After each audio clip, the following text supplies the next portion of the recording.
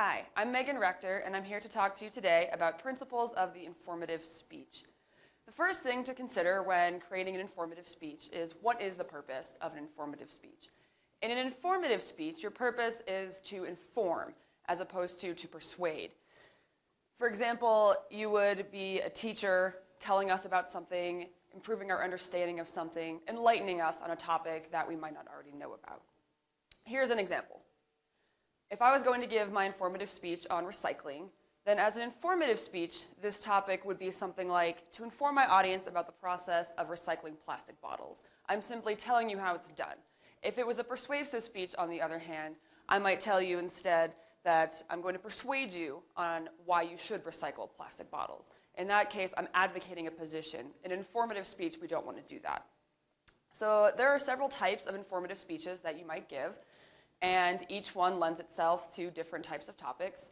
The first one would be a speech about an object, and an object or a phenomenon. This would be really anything that's non-human. It could be and something that's kind of tangible. For example, the uses of the iPhone would be an object, or symptoms of depression, so any kind of illness could be considered an object as well, or a phenomenon. The second kind would be a speech about a person. It could be a celebrity, a historical figure, anyone that you think is important to talk about, and you can speak to any aspect of their life. For example, Famous Escapes by Harry Houdini would be a people speech. The third kind we have would be a speech about an event. Events can be either a one-time event, such as the Battle of Gettysburg, or it could be a recurring event, such as Halloween. The fourth kind is a process speech, and these usually fall into two different categories. Either you are trying to inform us of a process so we understand it better, or you're trying to inform us of a process so we can do that process.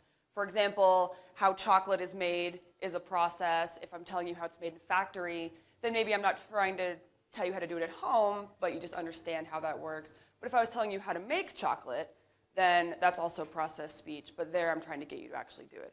The other example would be how to file your taxes, which would of course be the kind where I'm trying to get you to learn how to do it. The next one we have would be a speech about an issue, and issue speeches are the kind that most will lend themselves to persuasion, so you have to be very careful about an issue speech.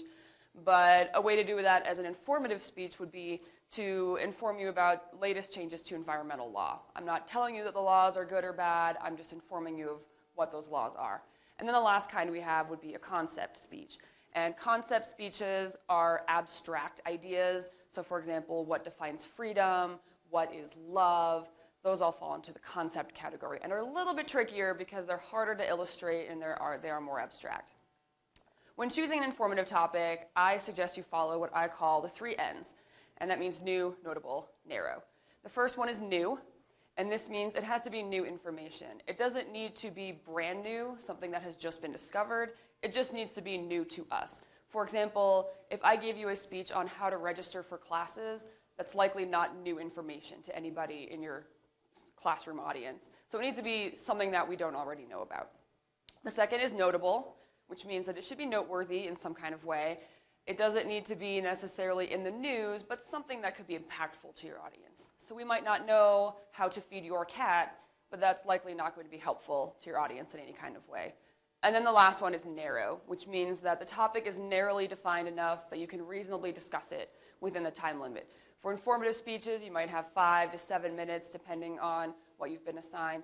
But if I was going to give a speech on World War II in that time frame, I can't tell you everything you need to know about World War II in 5 minutes. So I need to narrow it down to something very specific. So the events of D-Day would be more specific that I could reasonably accomplish within that time frame.